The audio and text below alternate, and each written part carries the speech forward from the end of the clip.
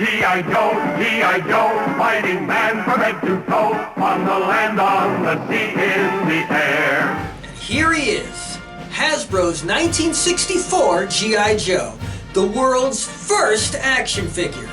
But his origins don't entirely lie with his G.I. Joe predecessors. Instead, we need to travel to Germany, back in time to June 24th, 1952, where a comic strip character named Lily debuted in the Hamburg newspaper Bild Zeitung. An irreverent, high-end call girl of sorts that became so popular, she was made into an adult novelty doll in 1955 and initially sold in tobacco shops and bars as a gag gift for men. But soon the toy became so popular with children that toy factories began manufacturing dollhouses, clothes, and accessories to scale with Lily, and she spread to other European countries. And that's when Lily caught the eye of the 15-year-old daughter of Ruth Handler, co-founder of the Mattel Toy Company, in 1956 while on vacation in Switzerland.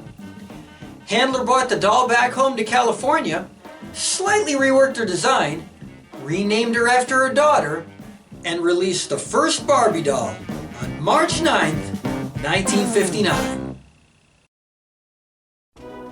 Ruth Handler's son was the namesake for Barbie's boyfriend Ken, but it was her husband and co-founder of Mattel Toys, Elliot Handler's friendship with licensing entrepreneur Stan Weston that was the impetus for the creation of the G.I. Joe action figure.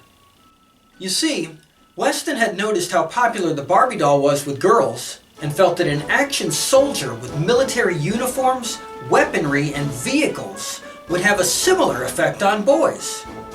It was during a meeting with Hasbro's head of research and development, Don Levine, that Weston proposed his soldier doll concept. Levine then used an artist's mannequin as inspiration for size, articulation, and posability.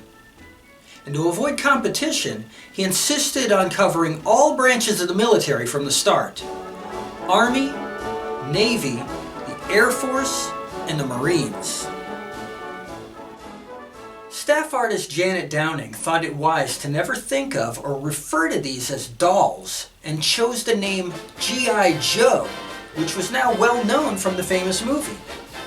And so, on February 2nd, 1964, the first boys action figure, G.I. Joe, America's movable fighting man, was born. G.I. Joe, U.S. Army, reporting for duty. The toy line was an instant juggernaut success. And this documentary covers his story in tremendous detail.